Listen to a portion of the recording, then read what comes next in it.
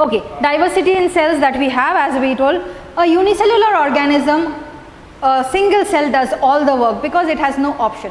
But in a multicellular organism, what happens is the cells are grouped into tissues and they do the work, what you call one work at a time. All of them don't do all the work. So we call this as division of labor. Now, according to cell number, we have already divided classified organisms as unicellular and multicellular, and I had given you examples like unicellular plants. We can have bacteria, okay, we can have mycoplasma, and unicellular animals we have as amoeba, we have paramecium, we have euglena. According to the size of the cell, there are different shapes and size we have of a cell. Now this shape and size of the cell actually tells us what function the cell is performing. Suppose if the cell is packed together, there is no gap, that means it is understood that the cell is will do protection or protective function it has. Like let us say, see the nerve cell. When we see the nerve cell, it is long, elongated like a wire, so it conducts message from one part of the body to another part.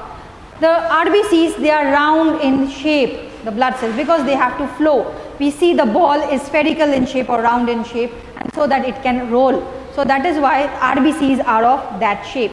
The stomata is bean shaped or kidney shaped because it is joined at the top and at the bottom. In between it is free, so that the stomata can open, okay, the guard cells, the stomata can open and it can allow the movement of water vapor or other gases. So this is according to the shape. As we say, the work of the cell is understood. Size, there are different sizes we have. The smallest cell we know is called the mycoplasma. It is very, very small, and there are numerous big cells, like the nerve cells is the biggest cell or the longest cell in the body. Then you have the cell in acetabularia, that is also, it has got a very long cell. It is in case of plants. Next we move to is cell division. It's very important because a cell has to multiply to increase its number. Now why do we need this cell division? We need cell division for four main purposes. One is your repair, one is your growth, one is your replacement, and for reproduction. So we have the four ways, that is your growth, repair, replacement and reproduction.